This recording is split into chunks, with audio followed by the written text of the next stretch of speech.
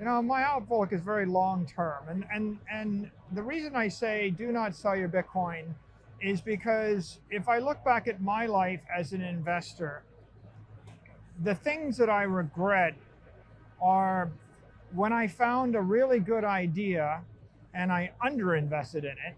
Like you know, Google was a good idea, Facebook was a good idea, Apple was a good idea, Amazon was a good idea. A digital monopoly that changes the world for a billion people is a good idea. And yet, the most common two mistakes after finding a good idea is first mistake is someone says something, they talk crap about your idea, there's FUD, oh, Australia's going to tax Google, or somebody's going to regulate, Amazon's going to get regulated, or something will happen. And so people panic sell. And so whenever there's anxiety in the market and you panic sell and then you never buy back in, you regret that. And the second thing you always regret is you wish you bought more. And so a lot of people in the world, I mean, they're basically being knocked around and traumatized because the media is incentivized to generate a new story every day, and if it bleeds, it leads. And nobody wants to read a story that the risk profile hasn't statistically changed versus last year, and there's no reason to read beyond this sentence. So normally they always write inflammatory, anxiety-inducing stories, and when people read them and they think about it, it gets them on the skin, and they panic and they do something irrational. Bitcoin represents the dominant digital property network of the 21st century. It's a very simple idea. Take the money you want to give to your grandchildren, convert it to Bitcoin, put it in cold storage, and wait. Let the rest of the world do the work, and you'll be the beneficiary of all the intelligent people, no matter where they might be in the world. You'll be the beneficiary of all their work with doing nothing else. There's only one mistake you can make. And the mistake you can make is study the world, get anxiety about something going on somewhere in the world, and sell your Bitcoin. So I think that the common phrase, you do not sell your Bitcoin, is similar to what's written on the back of Hitchhiker's Guide to the Galaxy, which is the famous two words from Douglas Adams: don't panic. We want to set an example for corporations, and so Bitcoin is pristine collateral. It's theoretically the ideal collateral against which to take a loan. And so we felt that by us doing this deal with Silvergate Bank, it would make other banks either jealous or comfortable, and hopefully we'll see an entire Bitcoin banking sector evolve. And we want to support Silvergate Bank, as they move into this space. I think on the flip side, from the point of view of a Bitcoin holder, there's been this this meme of, oh, well, I buy some Bitcoin, I wait, and eventually I sell it to buy a Lambo.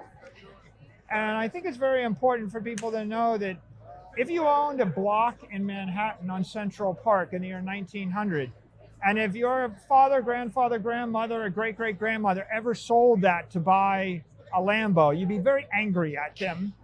And if you go back in time and give them advice, you would say, Mom, don't sell the family property, borrow against the family property to buy the Lambo, and then I will inherit the family property, which will be marked up by a factor of 100, and I can also mortgage it or remortgage it to buy my own, electro hover car. My house in Miami Beach is 305 times as expensive as it was in 1930 when it was first sold. I have the bill of sale on my wall. If you back calculate, you conclude that the actual inflation rate of the money supply against scarce desirable assets is 7% a year for 100 years. The government statistic is less than 2%. And so you just have to ask yourself the question, do I want to sell something going up in value 7% a year when I could borrow money at 3% a year? And of course, the Bitcoin is more extreme. I mean, Bitcoin is appreciating not because of the rate of currency expansion, but also because of the rate of general mainstream investor adoption, and also because of the increase in technical utility to the things like Lightning and the beautiful things that are being done by Cash App and the like. So, we set up a credit line, we borrow against it, we do it responsibly. We have $5 billion in collateral, we borrowed $200 million. So I'm not telling people to go out and take a highly leveraged loan. What I am doing, I think, is doing my best to lead the way and to normalize the Bitcoin-backed financing industry. And I think the corporate beneficiaries will be the Bitcoin miners. We're not the only ones with a Silvergate credit line. Marathon did a credit line with Silvergate Bank against their Bitcoin. So there's 24 publicly traded Bitcoin miners around now. And so I think there should be dozens and dozens of publicly traded companies that are doing this. I think there's a lot of Bitcoin holders that have always despaired they'd have to sell their Bitcoin, but they didn't want to.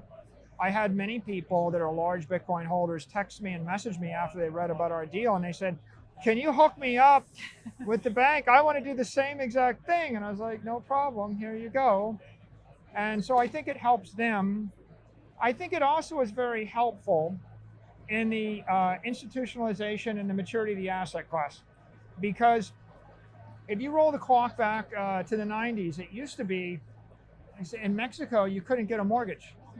And you couldn't, I hired a bunch of people from Mexico City, and they said, "Mike, we have to pay cash for a cart, and we can't get a mortgage. And so no one can buy anything." Yeah.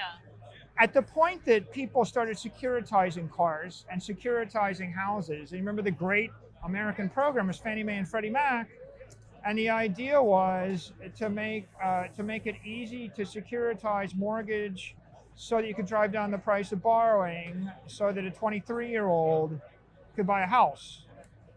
And I think that Bitcoin as an asset class, right, is going to benefit from the same securitization and the same financial development. As people realize they can borrow against something, then they realize they never have to sell it, and then they start to stretch their time horizon from it's a 36-month speculation to it's a 36-year holding. I really want people to think of it as the family farm. I'm living on this beautiful farm because my grandfather or my great-great-grandmother came here and said, "This is where we should make a life." I'm not selling it, right? This is my vehicle to achieve my goals and my children's goals.